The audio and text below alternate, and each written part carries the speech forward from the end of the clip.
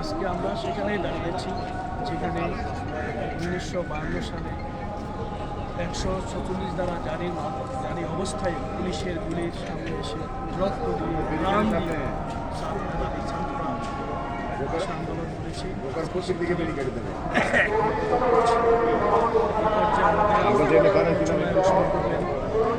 সাংবাদিক সংস্থা যুগ্ম মহাসচিব সিদ্ধার্থ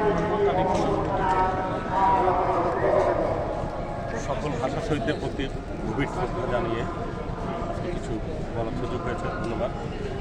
আসলে ভাষা শহীদদের নিয়ে 1952 সালের যে ইতিহাস নিয়ে বলার কোনো শেষ নেই। তবে এটাই আমি বলতে চাই যে আমরা যে রাতের প্রথম প্রহার থেকে আজ হাজার হাজার মানুষ সমবেত হয়েছে কেন্দ্রীয় শহীদ মিনারে, সমবেত হয়েছে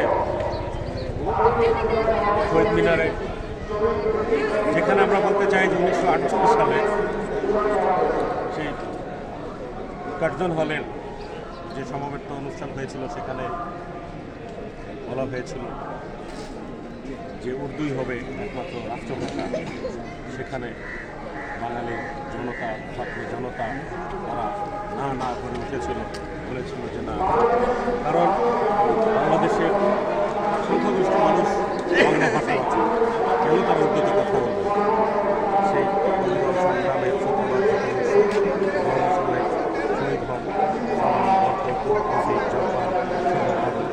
নাম অনেকে, আমরা সেইভাবে শ্রদ্ধা জ্ঞাপনের জন্য এবং সেই ধারাবাহিকতা পরিণত হয়েছি। আমরা বৃদ্ধা দিতে পারবো না, আমরা আজকে তাদের আমরা পুষ্পস্তবক অর্পণ করব জাতীয় সাংবাদিক সংস্থার পক্ষ থেকে। এবং বাংলাদেশের সর্বশ্রেণীর মানুষ এই দিনটিকে আজকে স্মরণ করে রাখছে।